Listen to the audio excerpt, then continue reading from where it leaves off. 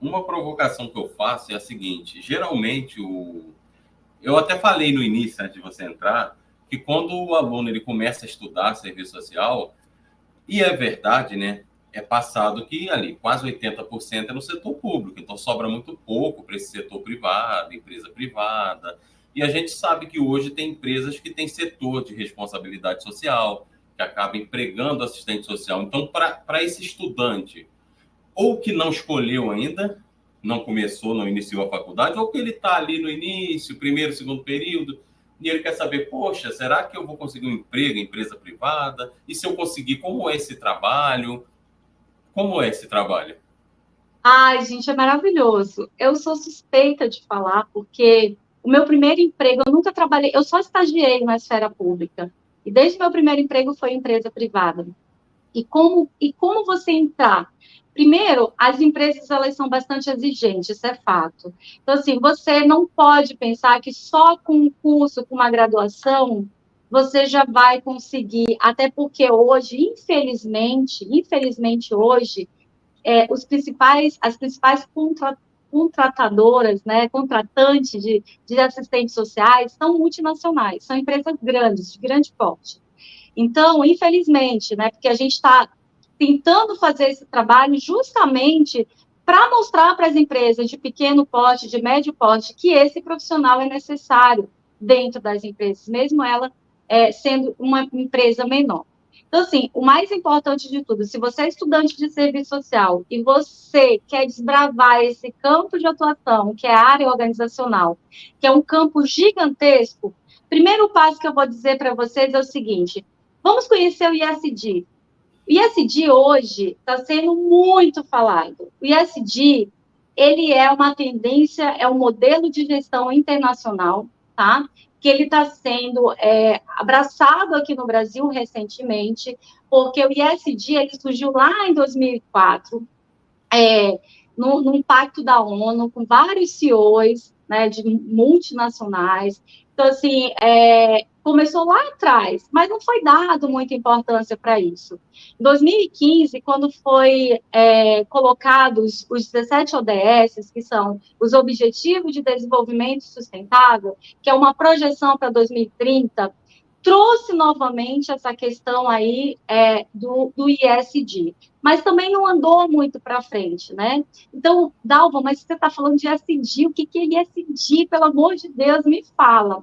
Gente, ISD é uma sigla que significa ambiental, é uma sigla em inglês, ambiental, social e governança.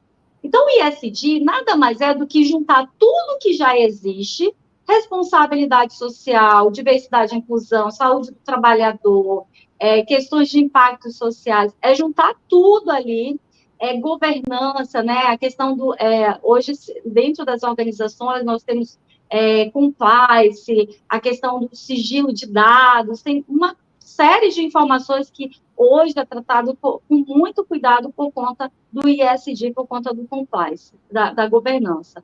Então, primeiro, começar a entender essa linguagem. Eu acho que se você é estudante de serviço social e você quer começar a entender um pouquinho do mundo organizacional, comece a estudar um pouquinho de ISD. E qual que é a minha maior indignação, Adriano? E por isso que eu vim para as redes sociais, e por isso que eu estou aqui hoje com você, e vou continuar falando. Hoje, a nossa profissão, muito embora seja uma profissão muito necessária, né? Porém, historicamente, a nossa profissão, ela é uma profissão que sempre se deu de forma da execução, né? Então, assim, eu até trouxe aqui uma fala da Yamamoto, que eu sou, assim, alucinada por essa fala da Yamamoto, porque a Yamamoto, embora tenha escrito esse livro, Serviço Social na Contemporaneidade há muito tempo, né? Acho que nos anos 90 ela escreveu esse livro, e esse livro, ele é extremamente atual, porque ela fala dessa questão, né, que o assistente social, ele precisa inovar, ele precisa olhar as novas tendências de mercado para que ele consiga se ajustar. Então, o ISD é isso, essa inovação. Então, embora a nossa profissão seja vinculada sempre no operacional, a gente tem que pensar em formas mais estratégicas da nossa profissão. Então, por que eu fico indignada com a questão do ISD e o serviço social? Por quê? Porque o ISD, hoje, se você for nas grandes empresas, todo mundo fala de ISD. Porém, não tem assistentes sociais. Tem lá engenheiro ambiental, tem pessoal do meio ambiente. Então, assim, tem advogado, tem enfermeiro, tem tudo falando sobre ISD. Mas você não vê assistente social. Sendo que o pilar S, que é o social, é um pilar que tem tudo a ver com a nossa profissão, com a nossa atuação. E o que é o Pilar S? É justamente englobar tudo isso, responsabilidade social, diversidade e inclusão, saúde do trabalhador, qualidade de vida, bem-estar, tudo isso englobado ali no Pilar S. E como que o assistente social pode contribuir? O assistente social ele pode contribuir principalmente com esse olhar refinado que ele tem das questões sociais. Esse olhar refinado que só o assistente social tem, gente.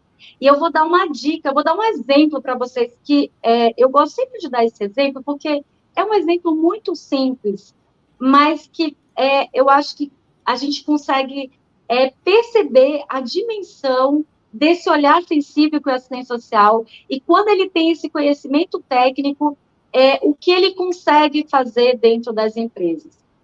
Eu trabalhei numa empresa que eu tinha muita essa visibilidade por parte da minha gestão, por parte dos trabalhadores, e sempre com uma fala muito técnica, porque para você ir para o ambiente organizacional, você tem que estar muito preparado, tá? E aí, o rapaz foi trabalhar, e ele estava, eu já atendia esse colaborador, ele já vinha fazendo um acompanhamento comigo, e aí ele tinha um problema, ele teve um problema por conta da Covid, de queda de cabelo. E aí ele precisou retornar para o presencial, só que o nosso código de vestimenta lá, nosso código de ética, de conduta, falava que era proibido utilizar chapéu, gorro, boné, enfim. Só que ele não tinha ainda se adaptado com toda aquela situação, ele estava meio depressivo, e ele tinha que voltar para o presencial, né? E ele estava com várias falhas no cabelo, por conta da doença, e aí foi para todo mundo. A última pessoa que chegou foi para mim, porque falaram assim, você já falou com a Dalva? Tenta falar com a Dalva, porque já tinha falado com o compliance, já tinham falado com a diretora, Não, a regra é que não use o boné. E aí eu fui conversar com a diretora de RH, e aí eu falei para ela, quando eu cheguei, ela falou, de novo esse cara do boné? Eu falei, não é esse cara do boné. E eu firme, né? Falei, não é cara do boné. Nós estamos falando de uma pessoa que está com problema de saúde. Nós estamos falando de saúde. Esse rapaz, ele teve um problema, eu estou acompanhando ele. E, assim, eu entendo que a gente deveria olhar essa situação de uma outra forma. Porque como que esse trabalhador consegue trabalhar se ele não está se sentindo bem no ambiente de trabalho? Então, assim, eu fui de uma forma muito sutil, ela me ouviu e ela falou assim, você tem razão. E qual é a sua sugestão? Eu falei, vamos mudar o nosso código. Ao invés de a gente colocar que é proibido, vamos colocar que a gente recomenda. A gente não quer ninguém, um monte de gente aqui de boné, mas a gente coloca que a gente recomenda, né? A gente consegue fazer gestão das demandas que surgirem por necessidade. E a gente conseguiu fazer essa alteração.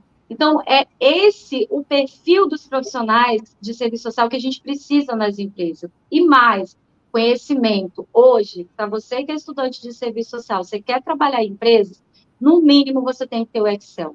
No mínimo. Excel, PowerPoint. Porque tudo nas empresas, a gente precisa gerar indicadores, a gente precisa gerar dados, a gente precisa gerar proposta para que a gente consiga melhorias dentro da empresa.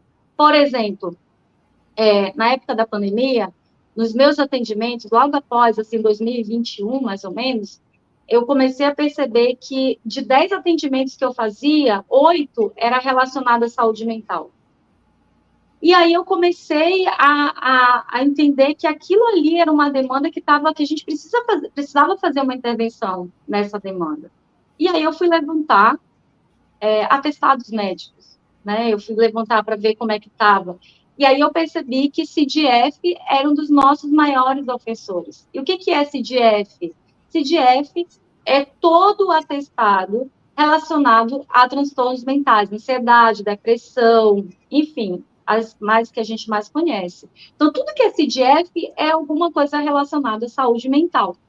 E aí eu fiz uma proposta para a minha diretoria, levando todos esses dados, né? Então, por isso é importante o Excel, porque a gente precisa fazer uma tabela dinâmica, precisa fazer um PROC-V, precisa fazer um gráfico, né? Para ficar lá bonitinho para a gente vender a nossa proposta para a empresa. E aí eu levei todas essas informações e nós conseguimos, eu junto com a minha gestora, né? Com as minhas duas gestoras, nós conseguimos a aprovação de uma verba para a gente contratar uma empresa para oferecer atendimentos psicológicos online, gratuito para todos os nossos funcionários. E aí, isso foi algo, para mim, foi uma conquista maravilhosa. Então, assim, o quanto que a gente pode fazer, sim, no ambiente corporativo. Mas, para isso, a gente precisa estudar, a gente precisa buscar a graduação. Então, por exemplo, eu, que sempre atuei nessa área, eu fiz uma pós-graduação em Psicologia Organizacional e Trabalho, na FMU aqui de São Paulo, uma pós-graduação muito legal. Depois eu fiz um curso de extensão na PUC, Gestão de Diversidade nas Organizações. Depois, atualmente, acabei de me formar numa especialização multiprofissional em saúde mental e psiquiatria pelo Hospital das Clínicas de São Paulo, USP.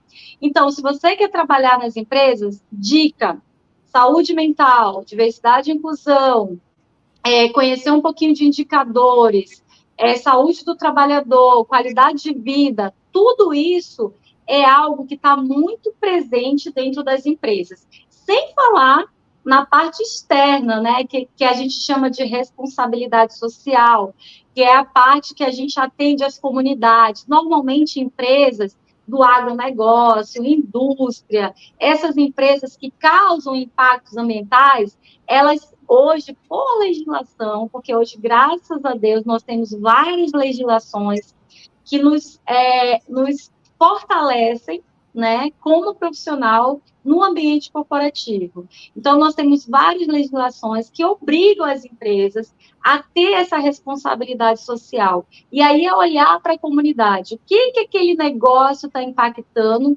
a comunidade onde aquela empresa está inserida. Então, também é um campo de atuação, conhecer um pouquinho aí da parte de responsabilidade social, SA 8000, está um pouco batida, SA 8000, mas é importante a gente conhecer também, conhecer o ISD, gente, pesquisem, vão conhecer, assistam meus vídeos, lá no YouTube eu tenho vários vídeos falando sobre ISD, se vocês tiverem dúvidas, deixem as dúvidas de vocês, que a gente vai respondendo também. Eu acho que é isso, eu acho que essa oportunidade, a área organizacional, Adriano, eu vejo como um campo gigantesco que precisa ser explorado por essa categoria.